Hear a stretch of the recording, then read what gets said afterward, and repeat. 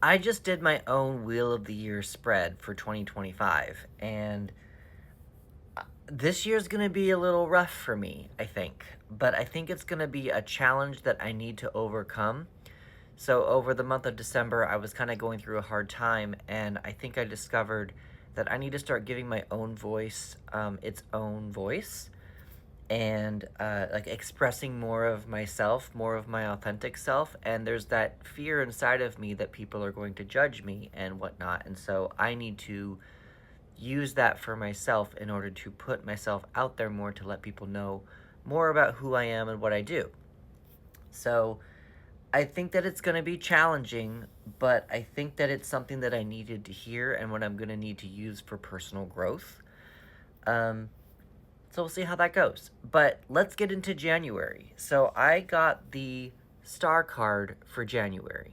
Now, if you look at this card, so in the tarot, there is a major arcana and a minor arcana. The major arcana are the big lessons of life.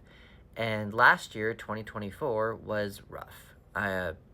Let's just say that it was not a good year for entertainment industry stuff.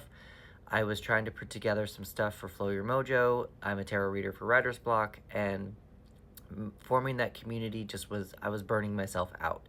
So I deconstructed a lot of stuff last year with the tower, and that's probably what that was. And so with this new year in January, I have the star. The star is a symbol of hope.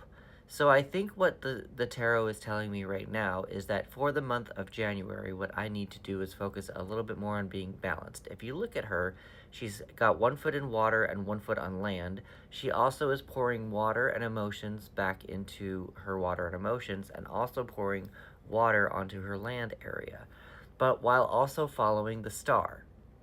So the star, I like to think of the star as, you're surrounded by darkness. It's a symbol of hope, but uh, it's that bright light that you need to follow in order. It's almost like the quietest voice that you need to follow in order to know where you're going, because there's a lot of darkness around right now, and there's a lot of darkness probably around me right now.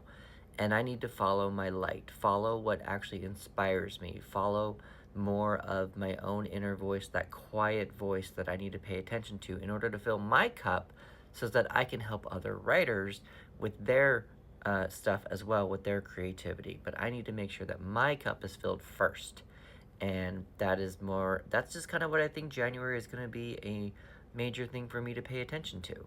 Um, I am in the process of putting some writing courses together with the hero's journey, the heroine's journey, the Save the Cat beat sheet. I want to update my 15-minute Tarot for Writer's Block exercise. I'm reimagining a 9 steps to a creative flow.